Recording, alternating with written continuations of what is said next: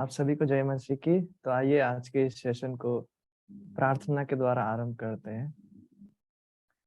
प्रभु, और एक बार आपको धन्यवाद देना चाहते हैं हमारे पिता परमेश्वर आज के समय के लिए। सहायता करें प्रभु, जिन वचनों को आज हम देखने जा रहे हैं कि हम उसे सही रीति से समझ पाए और आप ही के दया में प्रभु उस अनुसार अपने अपने व्यक्तिगत जीवन में चल पाए। धन्यवाद के साथ हम सबों को आपके चरणों में समर्पण करते हुए ये विनती को यीशु मसीह के महान नाम से मांगते हैं, आमीन। यदि हमें पता होगा, हम लोग पहला यूहन्ना के पत्री में से उद्धार के आश्वासन के विषय में स्टडी कर रहे थे, जहाँ पे हम लोगों ने तमाम सैद्धांतिक बातें और व्यवहारिक जीवन के बातों को देखे हैं, जहाँ पे यूहन्ना उद्धार के आश्वासन की बातों को कर रहे हैं। और आज जिस हिस्से में हम आ पहुंचे हैं इस अध्ययन में, स्टडी में, वो है पहला यूहन्ना के दूसरा अध्याय 15 से 17 वचन या पद को आज हम देखने जा रहे हैं, जिसमें हम इस विषय को देख पाते हैं कि सच्चा विश्वासिया जो है वो संसार एवं सांसारिकता को त्यागने के द्वारा चिन्हित होते हैं। सच्चा विश्वासियों का पहचान यह है कि वह संसार और सांसारिकता, वर्ल्ड और वर्ल्डलीनेस को त्यागने के द्वारा चिन्हित होते हैं। आइए इन पदों को पढ़ते हैं। पहला यूहन्ना अध्याय 2 पद 15 से 17। तुम ना तो संसार से और ना संसार में की वस्तुओं से प्रेम रखो।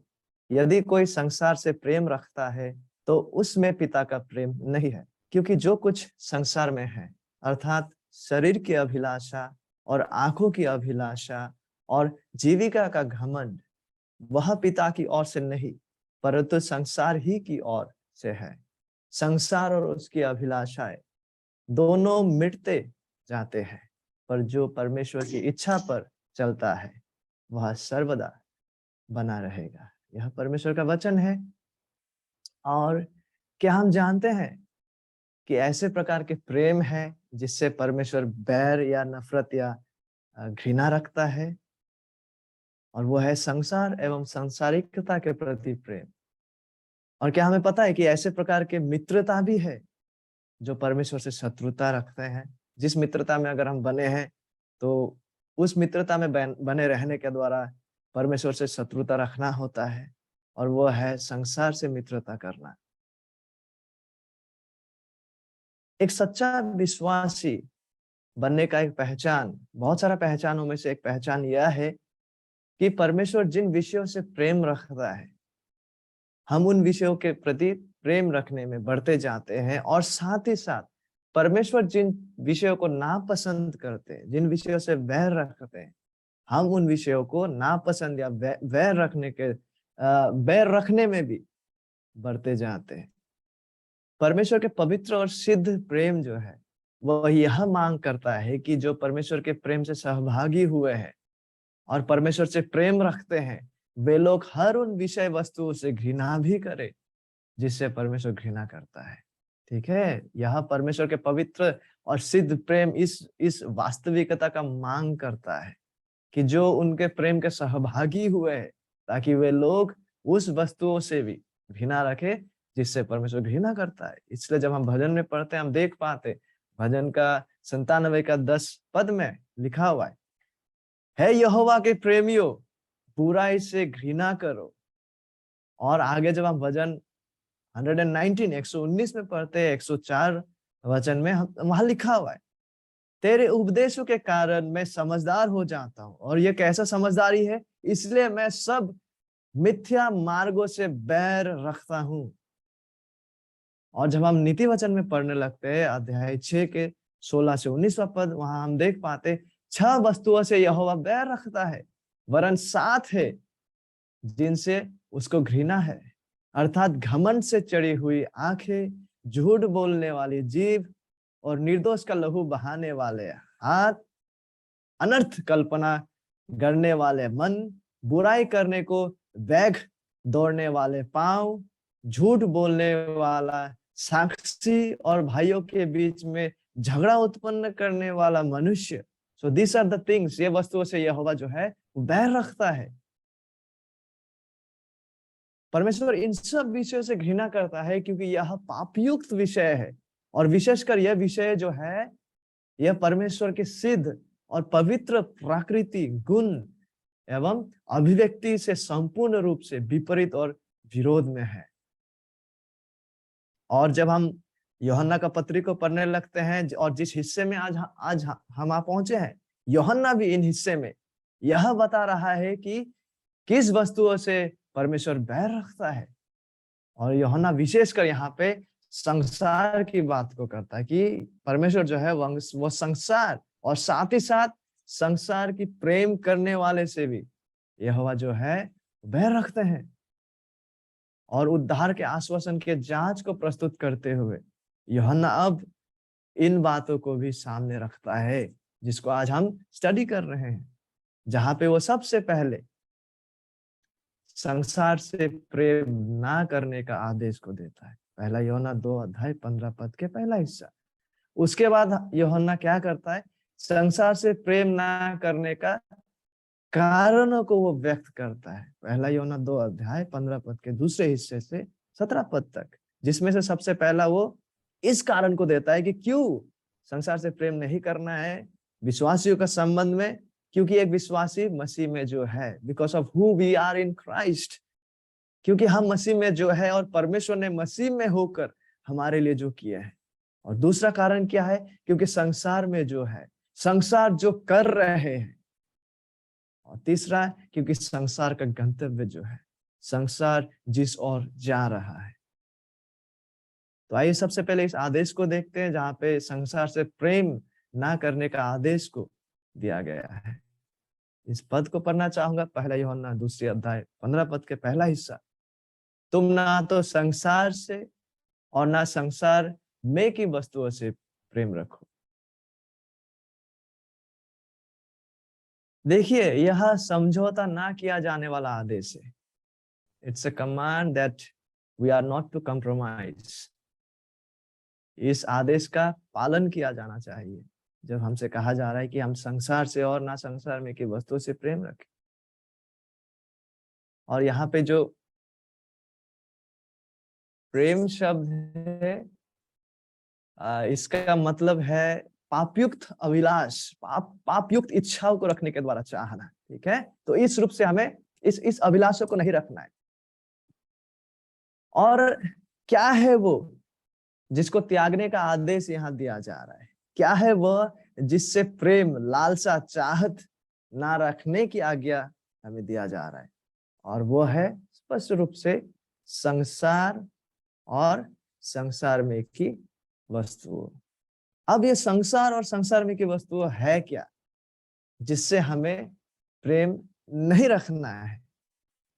देखिए, संसार जो शब्द है, इसको स्वयं यूहन्ना भी उनके सुसमाचार में जो है अलग संदर्भ में इसका अलग अर्थ इसका वो प्रदान करते हैं, जिससे हमें ये पता चलता है कि संसार, ये जो वर्ड है, वर्ल्ड, जिसको इन पदों में 6 बार यूज किया गया है, इस शब्द को जो है अलग अलग संदर्भ में जो है स्वयं यूहन्ना ने इसको 2-3 प्रकार से इस शब्द को उपयोग किया है, जिसका अलग अलग अर्थ अलग अलग संदर्भ में हम देख पाते हैं। जैसे फॉर एग्जाम्पल, सृष्टि की गई ब्रह्मांड को भी संसार कहा जाता है।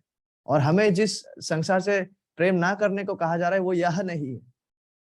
क्यों? क्योंकि भजन 19 में जब हम देखते हैं, हम देख पाते हैं वहां पे कि the heavens declare the glory of God. जो परमेश्वर की सृष्टि की गई जो ब्रह्मांड आकाश से है, वे भी परमेश्वर का महिमा गुण कीर्तन कर रहे हैं।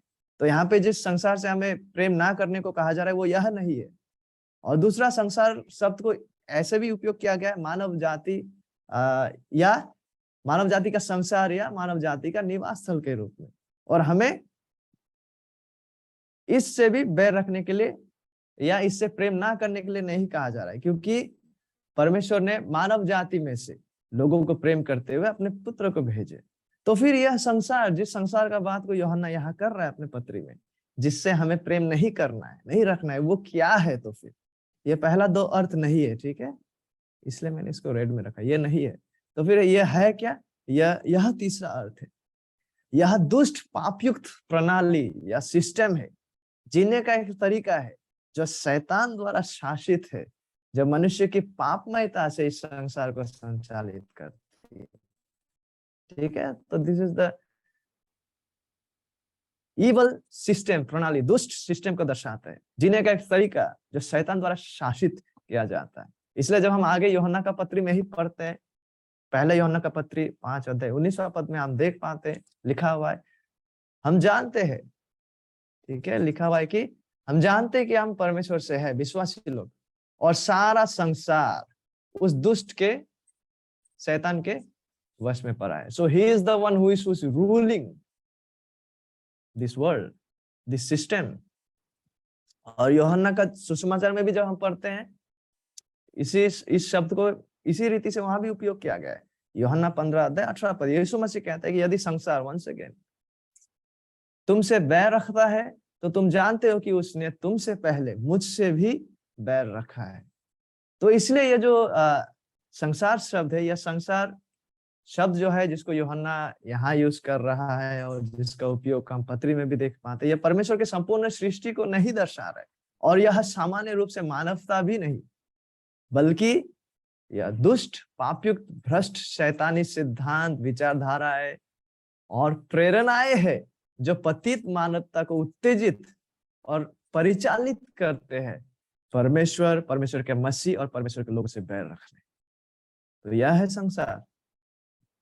और इन्हीं वास्तविकताओं को हम जब पौलुस का पत्र भी पढ़ते, 2 कोरिन्थियों 10 अध्याय 3 से 5 पद, इन बातों को हम यहाँ भी पाते, लिखा हुआ है, क्योंकि यद्यपि हम शरीर में चलते फिरते हैं तो भी शरीर के अनुसार नहीं लड़ते, और fight is not against the flash primarily, क्योंकि हमारी लड़ाई के हथियार शारीरिक नहीं पर गढ़ों यानी फोर्ट्रेसेस, वो किले जो है, वो इमारतें जो है जिसमें दीवारें होते हैं रक्षा प्रदान करने के लिए, वो बड़े बड़े जो इमारतें, फोर्ट्रेसेस, ठीक है, किले को ढहा देने, पौलुस कहते हैं उसको ध्वंस करने के लिए परमेश्वर के द्वारा सामर्थ्य है। लेकिन ये किले किस प्रकार के किले हैं? ये ईंट पत्थर से बना हुआ किले नहीं, लेकिन ये हर वो कल्पनाएं है और हर एक ऊंची बात है जो परमेश्वर की पहचान, परमेश्वर के ज्ञान के विरोध में उठती है, ठीक है। पौलुस कहते हैं कि हम उसका नाश करते, खंडन करते, और हर एक वैसा भावना को कैद करके मसीह का आज्ञाकारी बना देते हैं। तो क्या हम देख पा रहे हैं कि ये सांसारिक सिस्टम में क्या क्या बातें शामिल है। और पहला यूहन्ना का पत्री 2 अध्याय का जो 15 पद जिसको आज हमने पढ़े हैं, वहां पे जिस संसार और संसार में की वस्तुओं का बात किया जा रहा है, यह हमारा मानव अस्तित्व के दायरे में वो हर वो विषय और चीज को संदर्भित करता है जो परमेश्वर के ज्ञान एवं पहचान के विपरीत या विरोधाभास में है, जो परमेश्वर की इच्छा के विरोध में खड़ी है और उसके व्यक्तित्व के प्रति शत्रुतापूर्ण है, ठीक है। और इस संसार, इस सिस्टम में जो है पतित मानवता की अधिकांश समूह के प्रकृति, कल्पनाएं, आदर्श, आकांक्षाएं, दर्शन, दृष्टिकोण, भावना, आचरण शामिल है। देखिए, हालांकि ये खुद को शिक्षण, नैतिकता, यहाँ तक कि धर्म के क्रिया के बेहतरीन या शुद्ध दिखने वाले वस्त्र पहनने का रूप धारण तो करता है, लेकिन आखिरकार इस संसार में 3 पापयुक्त, नीच एवं घिनौना तत्व से ज्यादा कुछ नहीं है, जिन 3 तत्वों को हम आगे देखने वाले हैं 16वीं पद में, ठीक है। तो यह तमाम बातें हैं इस संसार में, और हमसे कहा गया है, आदेश दिया गया है, तुम ना तो संसार से और ना संसार में की वस्तुओं से प्रेम रखो। और यूहन्ना अब कारणों को देने जा रहा है कि क्यों हमें संसार से प्रेम नहीं करना है। और उनमें से पहला कारण यह है कि क्योंकि एक विश्वासी मसीह में जो है, क्योंकि परमेश्वर ने मसीह में होकर विश्वासियों के लिए जो किया है, ठीक है। यदि कोई संसार से प्रेम रखता है, यहाँ पे प्रेम रखने का जो बात चल रहा है, ये अभ्यास के तौर पर निरंतरता से, हैबिचुअली संसार से प्रेम रखना को दर्शाते हैं। क्योंकि यदि कोई संसार से प्रेम रखता है तो उसमें पिता का प्रेम नहीं है। देखिए, जब कोई व्यक्ति सच्चा विश्वासी बनते हैं, ठीक है, जब कोई व्यक्ति सच्चा विश्वासी बनते हैं, वो व्यक्ति अब जो है पाप एवं शैतान के इस संसार के दासत्व में नहीं रह जाते, उसे छुड़ाया जाता है और उसे बचाया जाता है, क्योंकि परमेश्वर ने हमें, प्रत्येक लोगों को जो इस सच्चा विश्वासी बने, अंधकार के वश से छुड़ाकर अपने प्रिय पुत्र के राज्य में प्रवेश कराया है। सबसे पहले हमें यह जानना है, और हमें यह भी जानना है साथ ही साथ कि परमेश्वर के राज्य और शैतान एवं अंधकार के राज्य संपूर्ण रूप से एक दूसरे के विरोध में है। वह एक साथ शांति में, मेल में नहीं बने रह सकता। इसलिए सच्चे जो मसीहियों है, सच्चे विश्वासियों में संसार एवं सांसारिकता के प्रति एक निरंतर हैबिचुअल आदत की तौर पे प्रेम नहीं होगा। ना ही सांसारिक लोगों में यीशु और उसके सच्चा सुसमाचार के लिए एक वास्तविक चाहत और प्रेम को वो लोग प्रदर्शित करता है। देखिए, क्योंकि सच्चा विश्वासी, हमने पिछले बार जब हम यूहन्ना को स्टडी किए थे, पहला यूहन्ना का पत्री को हमने देखे थे, ठीक है।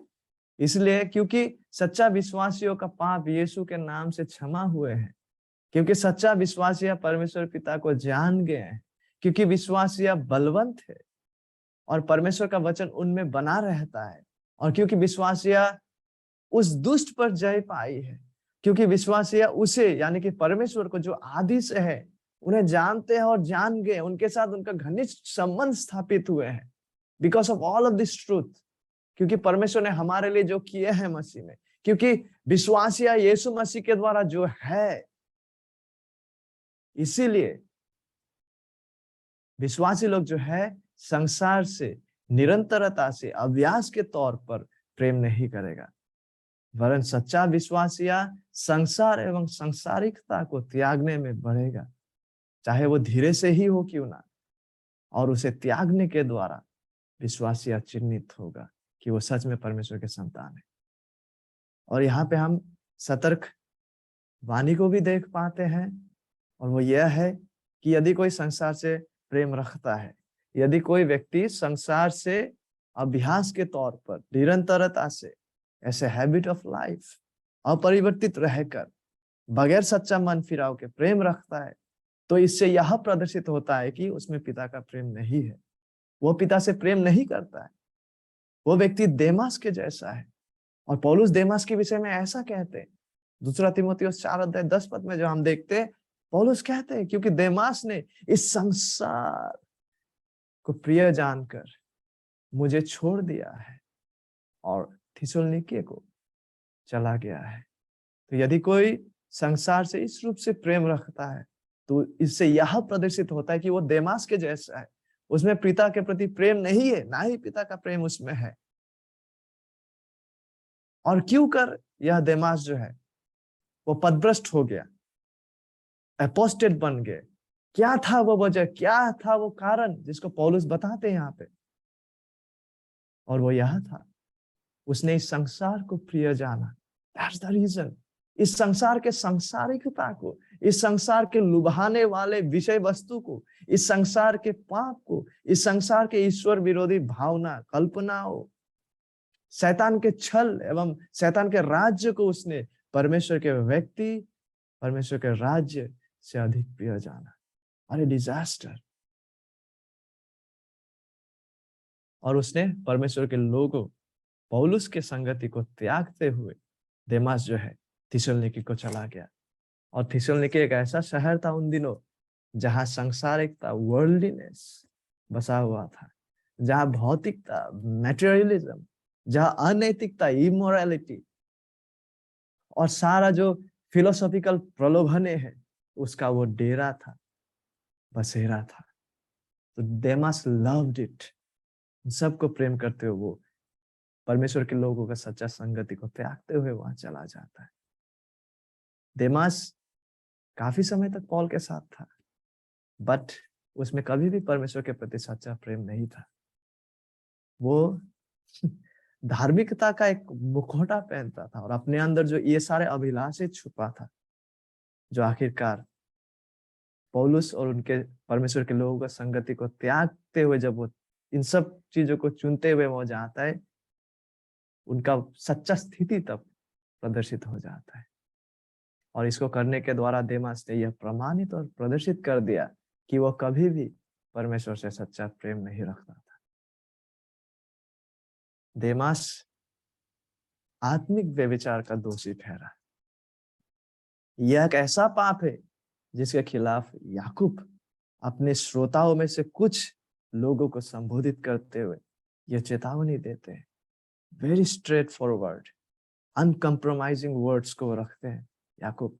वो कहते हैं कि हे व्यभिचारिणियों, क्या तुम नहीं जानती कि संसार से मित्रता करनी परमेश्वर से बैर करना है? अतः जो कोई संसार का मित्र होना चाहता है वो अपने आप को परमेश्वर का बैरी बनाता है।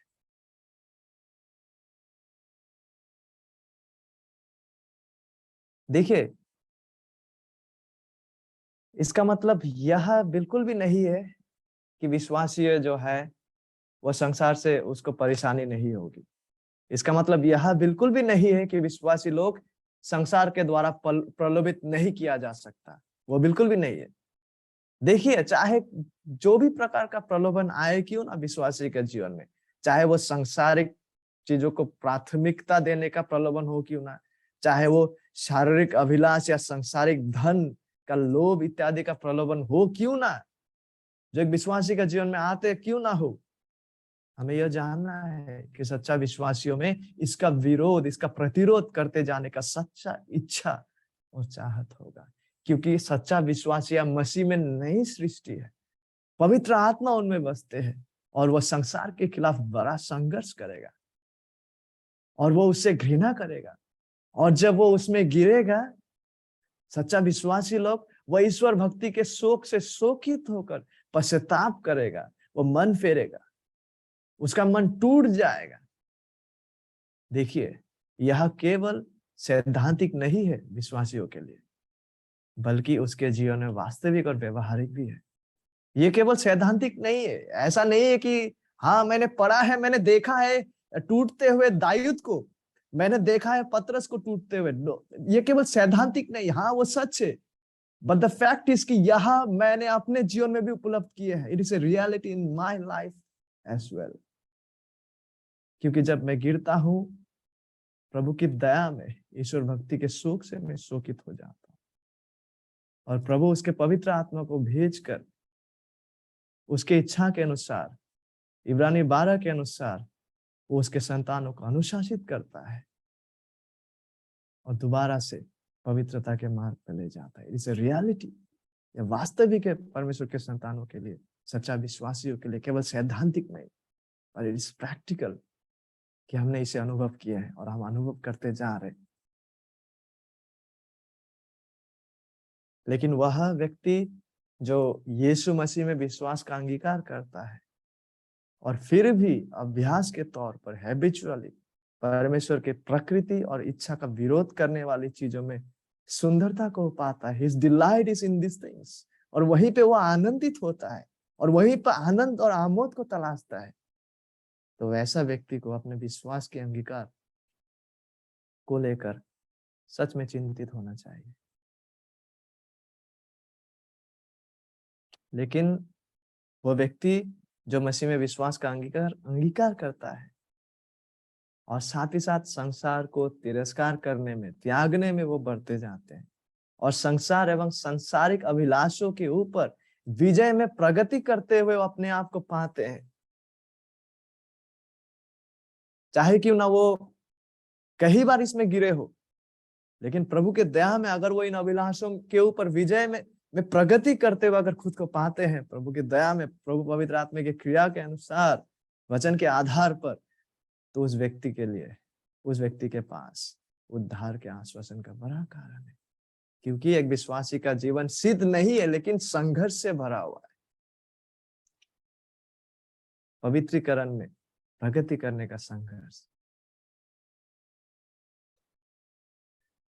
तो फिर आज हमारे लिए सवाल बनता है, ये सवाल आता है कि संसार के साथ हमारा संबंध में आज हम कहाँ खड़े हैं? हमारे संसार के साथ आज रिश्ता कैसा है? क्या हम संसार से प्रेम करके बैठे हैं, या फिर हम संसार और सांसारिकता, वर्ल्डलीनेस को त्यागने में आगे बढ़ रहे हैं?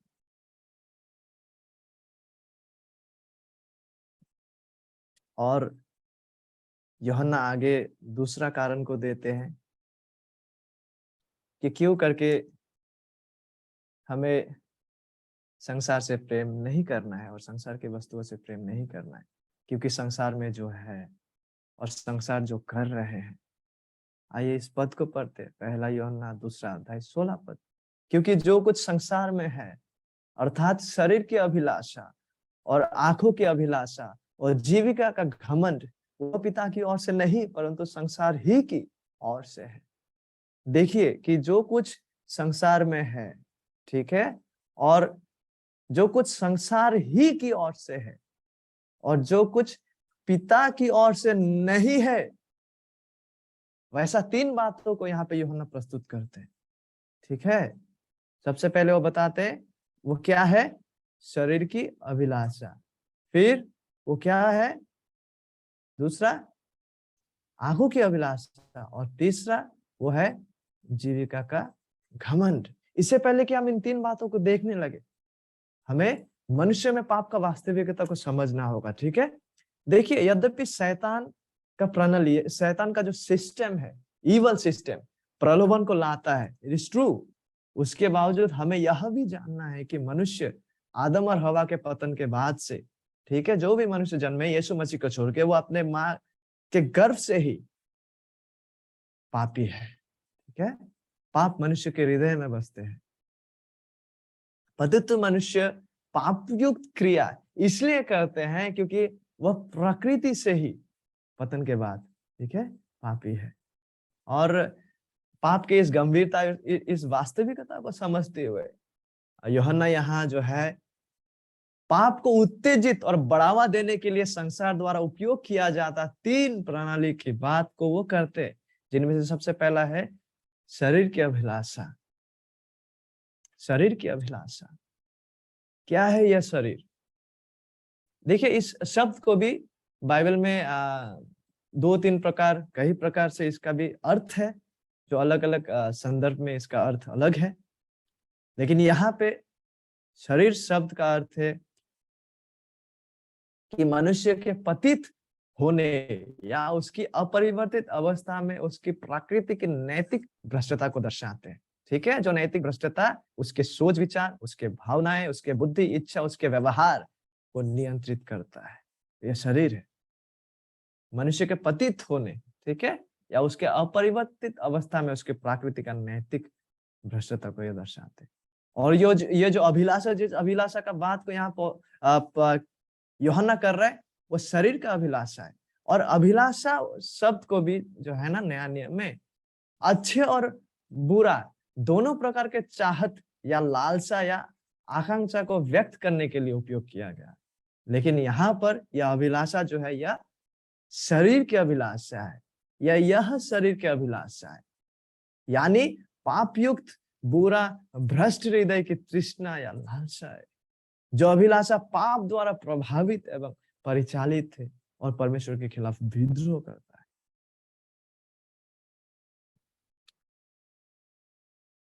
और यह किस प्रकार अपने आप को प्रकट करता है, जब हम गलातियों में पढ़ते हैं, हम यहाँ पे देख पाते हैं कि किन किन क्रियाओं के साथ यह अभिलाष, शरीर का अभिलाष जुड़ा हुआ है। पौलुस यहाँ कहते हैं शरीर के काम तो प्रकट है, यही शरीर के काम तो प्रकट है, अर्थात व्यभिचार, गंदे काम, लुचपन, मूर्ति पूजा, टोना, बैर, झगड़ा, ईर्ष्या, क्रोध, विरोध, फूट, विधर्म, डाह, मतवालापन, लीला क्रीड़ा और इसके जैसे और काम है। और पौलुस यहाँ पे चेतावनी को प्रदान करता है, इनके विषय में मैं तुमसे पहले से कह देता हूं, जैसे पहले कह भी चुका हूं, कि ऐसे ऐसे काम करने वाले परमेश्वर के राज्य के वारिस ना होंगे। जो व्यक्ति लोग सच्चा रीति से मन ना फेर कर इसी स्थिति में रह जाते, इसी चीजों को प्रेम करते हुए, वो परमेश्वर के वारिस, राज्य के वारिस ना होंगे। और वो सतर्कवाणी को प्रदान करते। लेकिन जो मसीह यीशु के हैं, जो मसीह यीशु में सच्चा विश्वास करते हैं, जो मसीह यीशु में विश्वासी है, उन्होंने, वैसे लोगों ने शरीर को और उसकी लालसाओं और अभिलाषों समेत क्रूस पर चढ़ा दिया है। यह विश्वासियों का जीवन का वास्तविकता है कि वह इन क्रियाओं में जीवन व्यतीत नहीं करते, वरन उन्होंने शरीर को, इस शरीर को और उसकी लालसाओं को और उसकी अभिलाषा समेत उन्होंने क्रूस पर चढ़ा दिया है। स्थानीय रूप से अल्टीमेटली यीशु मसीह के क्रूस पर और व्यवहारिक रूप से हम दैनंदिन जीवन में इस क्रियाओं को अपने जीवन में प्रकट करने में, इस शरीर का लालसा और अभिलाषा को मारने में, क्रूस पे चढ़ाने में सच्चा विश्वासी लोग धीमे से ही हो सही, लेकिन वे इस प्रगतिकरण के कार्य में बढ़ते जाते हैं। और जो दूसरी अभिलाष का बात को यूहन्ना करते हैं, जो संसार में है, जो पिता की ओर से नहीं है, वो है आंखों की अभिलाषा। देखिए, आंखें परमेश्वर का दान है कि हम परमेश्वर के सृष्टि के महिमा को देख सके अपनी आंखों के द्वारा, शारीरिक आंखों के द्वारा। और यह अपने आप में गलत इच्छाओं को उत्पन्न नहीं करता है, लेकिन हमारी आंखें जो है वे साधन बन सकते हैं जो प्रलोभित होकर पाप द्वारा अपने सटीक उपयोग से भटक जाए, जैसे मुख्य रूप से व्यभिचारी दृष्टि रखना और असंतुष्टि और लोभ इत्यादि। एदन के बगीचे में हवा ने देखा, ठीक है, जब हवा ने देखा, उत्पत्ति 3:6 में हम इन बातों को देख पाते। वो वृक्ष, जिस वृक्ष का फल को खाने के लिए मना किया गया था, जब उस वृक्ष का फल को देखा हवा ने, बाइबल रिकॉर्ड करता है कि उसने आंखों में या देखने में उसने इस मनोभाव पाया, लस्ट ऑफ द आईज, आंखों की अभिलाषा। It was pleasing to her eyes, desiring। के फलस्वरूप क्या हुआ? वो छल में आकर इस प्रलोभन में वो गिर गए। उसके बाद क्या होता है? We all know that। और दाऊद, राजा दाऊद ने बैतशेबा का सुंदरता को उसने देखा, लस्ट ऑफ द आईज, आंखों की अभिलाषा, उसे अपने लिए लिया। परिणाम स्वरूप क्या होते हैं? व्यभिचार, हत्याकांड, एक मृत शिशु, एक अपमानित राजा और एक विभाजित राज्य। देखिए, हमें ऐसा लग सकता है कि हवा ने जब आज्ञा को तोड़ा तब वो पाप में प्रवेश किए, और राजा दाऊद जब हत्या को करने लगा, शारीरिक रूप से व्यभिचार को करने लगा, तब जाकर वो पाप में गिरे। बात वो नहीं है, बात उससे भी गंभीर है। वो गिर उस समय ही गए जब वे अपनी आंखों के अभिलाष में अपने आप को दे दिए। ठीक है, यह इतना ही गंभीर है। इसलिए यह बहुत जरूरी है कि हम अपने आंखों की रखवाली करें, that we guard our eyes, we guard what we see। और यीशु मसीह इन बातों को मद्देनजर रखते हुए, इन आंखों का बातों को मद्देनजर रखते हुए, वो सतर्कता को प्रदान करते हुए बाहरी शिक्षा में इन बातों को वो कहते हैं।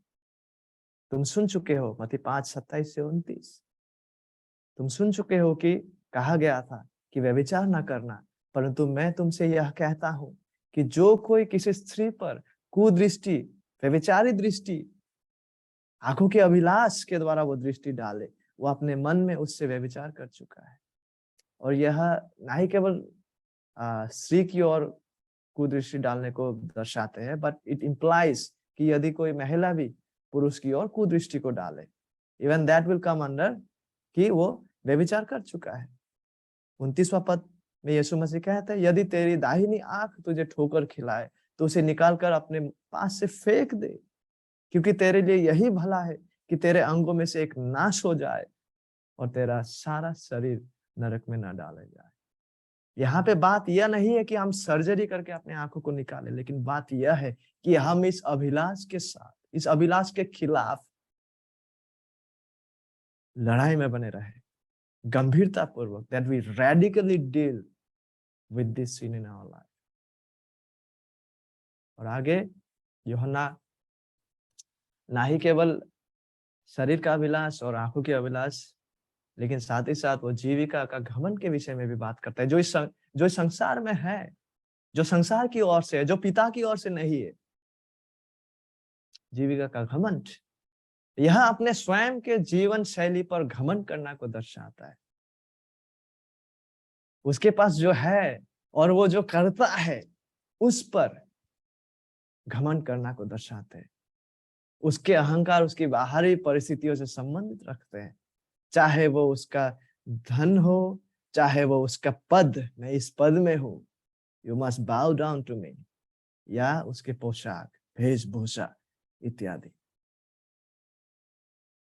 डॉक्टर जॉन मैकार्थर इस जीविका का घमंड को लेकर ऐसा बात करते हैं, यह यानी जीविका का घमंड या घमंड यकीनन शरीर और आंखों की अभिलाषा सहित अन्य सभी पापों को प्रेरित करता है, क्योंकि यह जो घमंड है खुद को हर एक से ऊपर उठाने की कोशिश करता है, कोशिश में लगा रहता है और अहंकार के माध्यम से मानवता जो है खुले तौर पर परमेश्वर से विद्रोह और परमेश्वर का विरोध करता है और अहंकार पूर्वक ब्रह्मांड के सार्वभौम राजा प्रभु यीशु मसीह परमेश्वर को सिंहासन से उतारने का वो प्रयास करता है। जब वो जीविका का घमंड में लगा रहता है, this is what they do. वो परमेश्वर का अधीन में रहना नहीं चाहता है, वो परमेश्वर के खिलाफ विद्रोह करता है। जब कोई व्यक्ति इस प्रकार से जीविका का घमंड के अनुसार जीवन को जी रहा होता है, वो बाकी सारा तमाम पापों को प्रेरित करता है। That's what Dr. John MacArthur says. लेकिन जो लोग परमेश्वर के आत्मा के द्वारा नया जन्म दिए गए हैं और जो लोग पवित्रीकरण में प्रगति कर रहे हैं, वे हमेशा इस समझ और ज्ञान में बढ़ रहे हैं कि मसीह उनका जीवन है, कि मसीह हमारा जीवन है, कि हमें घमंड करने के लिए हम खुद के ऊपर घमंड नहीं करते, लेकिन मसीह हमारा जीवन है और मसीह के अलावा हम अभागे हैं, हम दुखी हैं, हम भ्रष्ट हैं, हम अंधे हैं। We are dead without Christ. हमें इसका एहसास है, हमें इसका समझ है, हम इस ज्ञान में बढ़ रहे हैं और हम ये सीख रहे हैं कि उसके अलावा, मसीह के अलावा हम कुछ भी नहीं कर सकते, कि हम संपूर्ण रूप से परमेश्वर की दया पर निर्भरशील है, यहाँ तक कि सांस लेने तक के लिए। This is what we realise.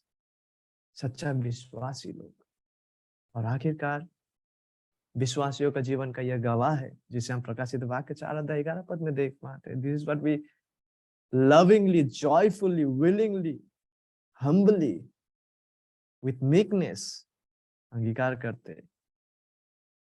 हे हमारे प्रभु और परमेश्वर, तू ही महिमा और आदर और सामर्थ्य के योग्य है, क्योंकि तू ही ने सब वस्तुएं सृजी और वे तेरी ही इच्छा से थी और सृजी गए।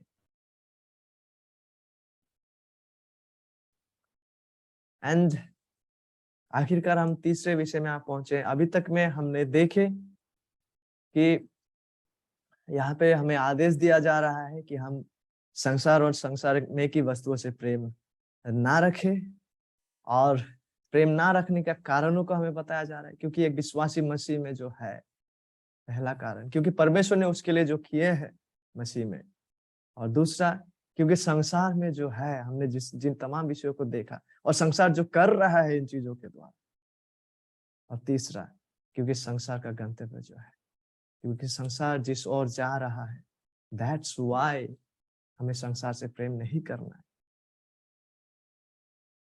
आइए इस पद को पढ़ते, पहला यूहन्ना 2:17 संसार और उसकी अभिलाषाएं दोनों मिटते जाते हैं, पर जो परमेश्वर की इच्छा पर चलता है वो सर्वदा बना रहेगा, सर्वदा बना रहेगा। संसार और उसकी अभिलाषाएं दोनों मिटते जाते हैं, और ये मिट जाने का जो शब्द है यहाँ पे, यह विनाश, आखिरकार अनंत विनाश को दर्शाते हैं, अनंत विनाश को दर्शाते हैं। ठीक है, संसार और उसकी अभिलाषाएं दोनों, जिसके विषय में अभी अभी हम लोगों ने स्टडी किया है। संसार और उसकी अभिलाषाएं संसार में व्यर्थ अंधकार की तरह वो नाश हो रहे हैं, लेकिन बहुत ही चौंकाने वाला बात यहाँ से यह प्रतीत होता है कि जो सांसारिक अभिलाषाओं, जो व्यक्ति सांसारिक अभिलाषाओं जो अभिलाषाएं परमेश्वर विरोधी विचारधाराएं है, परमेश्वर विरोधी है, रेबल्स अगेंस्ट गॉड, जो व्यक्ति इस संसारिक अभिलाषाओं में, जिस अभिलाषाओं का हमने अभी भी चर्चा भी की है, में लीन रहता है, उनमें जीवन व्यतीत करता है, उनमें आनंद लेता है, उन्हीं में बना रहता है बगैर सच्चा मन फिराव के, वे भी इस अभिलाषों के साथ नष्ट हो जाएगा। ठीक है, how do we know that? क्योंकि देखिए इस पद में कॉन्ट्रास्ट को किया गया, तुलना को किया गया है। कैसे तुलना? संसार और उसके अभिलाषाएं दोनों मिटते जाते हैं, पर जो परमेश्वर की इच्छा पर चलता है वो सर्वदा बना रहेगा। जो चलता है वो बना रहेगा, जो नहीं चलता है, जो इस अभिलाषों में बना रहता है, वो सर्वदा नहीं बना रहेगा। यहाँ पे तुलना इस व्यक्ति के साथ किया जा रहा है, ना कि केवल सांसारिक सिस्टम से। ठीक है, यस, संसार और उसके अभिलाषाएं दोनों मिटते जाते हैं, दैट्स ट्रू, लेकिन तुलना उस व्यक्ति के साथ भी किया जा रहा है कॉन्ट्रास्ट में, जो परमेश्वर की इच्छा पर चलता है, जो सर्वदा बना रहेगा। इससे यह इंगित और प्रतीत होता है कि ना ही केवल संसार और उसकी अभिलाषाएं दोनों, लेकिन साथ ही साथ वह व्यक्ति लोग भी जो सांसारिक अभिलाषों में डूबे रहता है, परमेश्वर को त्यागते हुए, परमेश्वर का सुसमाचार का जो आमंत्रण है उसको आखिरकार तिरस्कार करते हुए, जो व्यक्ति लोग इस अभिलाष में लीन रहता है, इस अभिलाष में जीवन जीते हैं बगैर सच्चा मन फिराव के, वे भी इस अभिलाष के साथ साथ इस सांसारिक सिस्टम के साथ साथ अनंत काल के लिए विनाश होगा। ठीक है, और देखिए जब यहाँ पे मिट जाने का बात तो किया जा रहा है, पास अवे, इसका मतलब यह नहीं कि वह विलुप्त हो जाएंगे। विलुप्त मतलब सीज टू एग्जिस्ट, कि वो अस्तित्व में नहीं रहेंगे, बात वो नहीं है। लेकिन बात यह है कि जो लोग इस स्थिति में रह जाएंगे वो अनंत रूप से, ठीक है, अनंत विनाश में प्रवेश करेंगे। और यहाँ पे अनंत विनाश की बात को किया जा रहा है, ना कि विलुप्त हो जाने का। विलुप्त मतलब वो अस्तित्व में ही नहीं रहेंगे, नहीं, बात वो नहीं हो रहा है, नॉट एनिहिलेशन, लेकिन अनंत विनाश की यहाँ बात हो रहा है। हमें कैसा पता चलता है? आइए पदों को पढ़ते हैं, जहां से हम पहले यूहन्ना की लिखा पुस्तक को पढ़ेंगे, फिर पौलुस की लिखा हुआ बातों को। प्रकाशित वाक्य 20 अध्याय 10 पद में लिखा हुआ है, उनका भरमाने वाला शैतान जो है वो आग और गंधक की उस झील में, जिसमें वह पशु और झूठे भविष्यद्वक्ता भी होंगे, और डाल दिए जाएंगे वहां पर, और वे जो है रात दिन युगन युग पीड़ा में तड़पते रहेंगे। वो विलुप्त नहीं हो जाते वहां से, they don't cease to exist. वो नहीं, बात वो नहीं है। बात यह है कि वो रात दिन युगन युग अनंत रूप से फॉर एवर पीड़ा में तड़पते रहेंगे।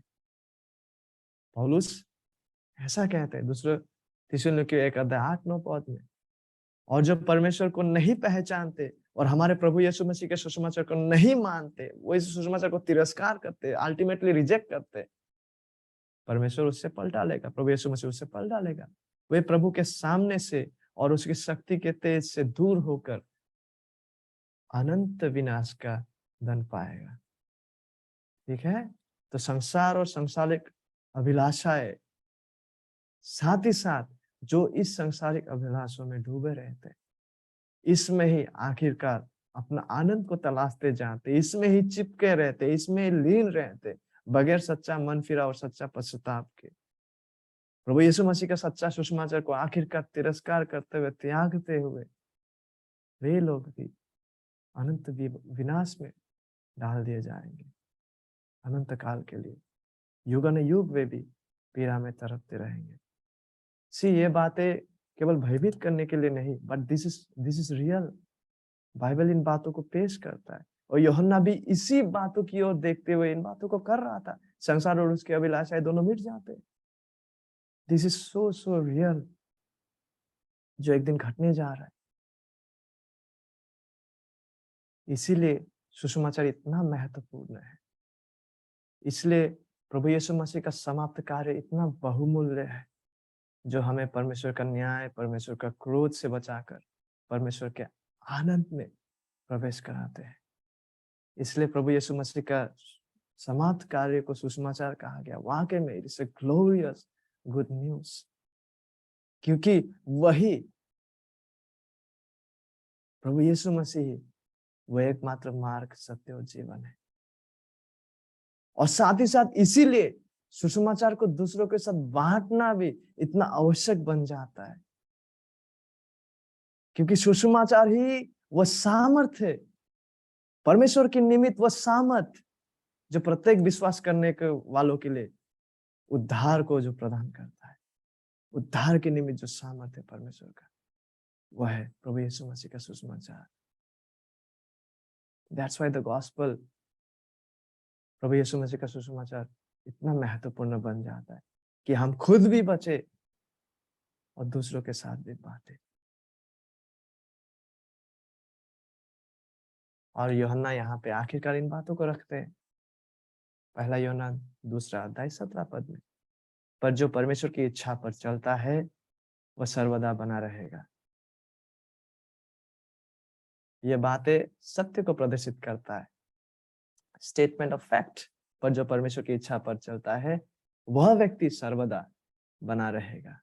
जो व्यक्ति अपने पापों से फेरते हुए यीशु मसीह में सच्चा विश्वास के द्वारा उसके आज्ञा और इच्छा का पालन करने में बने रहता है, प्रभु की दया में वह इंसान कभी भी नाश ना होगा। यही परमेश्वर का इच्छा है, ठीक है। इसलिए जब हम यूहन्ना में यीशु मसीह की बातों को सुनते, 6 अध्याय 40 में यीशु मसीह कहते हैं, क्योंकि मेरे पिता की इच्छा यह है कि जो कोई पुत्र को देखे और उस पर विश्वास करे वह अनंत जीवन पाए, और मैं उसे अंतिम दिन फिर जिला उठाऊंगा। और यीशु मसीह मार्कुस 3 अध्याय 35 में ऐसा कहते हैं, क्योंकि जो कोई परमेश्वर की इच्छा पर चले, प्रभु के दया में यीशु में सच्चा विश्वास करते हुए, वही मेरा भाई और बहन और माता है। वही यीशु मसीह का सच्चा आत्मिक संतान है और भाई और बहन और माता है, जिस पर यीशु मसीह का अनंत जीवन दिया गया है, ठीक है। वह व्यक्ति लोग कौन है? जो यीशु मसीह में सच्चा विश्वास के द्वारा परमेश्वर की इच्छा के अनुसार चलते। तो वचन के आधार पर यदि हम इस रूप से यीशु के पास आए हैं, उनमें सच्चा विश्वास करते हुए, पाप से फेरते हुए, और उसमें अगर हम इस रूप से बने हैं, ठीक है, इस रूप से बने हैं, जैसे आज यूहन्ना भी हमसे कह रहा है, संसार से प्रेम ना करते हुए, संसार को त्यागते हुए, परमेश्वर की इच्छा के अनुसार दिन प्रतिदिन चलते हुए, और जब हम संसारिकता में गिर भी जाते तो मन हमारा टूट जाता है और प्रभु के दया में हम वहां से फेरते हैं, परमेश्वर से माफी मांगते हैं, और पवित्रीकरण में और इन अभिलाषों के ऊपर धीमे से ही हो सही लेकिन विजय पाने में अगर हम बढ़ रहे, यदि इस रूप से हमारा जीवन है, यदि वचन के आधार पर वचन इस वास्तविकता का गवाह को हमारे लिए देते हैं, तो यह सचमुच एक आश्वासन की विषय है कि हम सच में परमेश्वर की इच्छा पर चल रहे हैं, कि हम सच में परमेश्वर में सच्चा विश्वासी है, और हम प्रभु की दया में सर्वदा बने रहेंगे। अनंत काल के लिए हम परमेश्वर के आनंद में प्रवेश करेंगे। ये एक आश्वासन की बात है। लेकिन यदि हमें से कोई है जो अभी तक सच्चा रीति से यीशु के पास नहीं आए हैं, वरन देमास की तरह इतने दिनों तक न जाने कितने बार सुसमाचार को सुनने के बावजूद, सच्चा वचन प्रचार को सुनने के बावजूद, देमास की तरह धर्म के मुखौटा पहनकर यदि हमें से कोई है जो संसार की रीति पर चल रहा है और संसार के अनुसार सांसारिक अभिलाषों को पाल के उसी में जीवन जी रहा है, तो यह बहुत ही चिंता का विषय है, क्योंकि यह बाइबल के अनुसार अनंत विनाश का मार्ग है।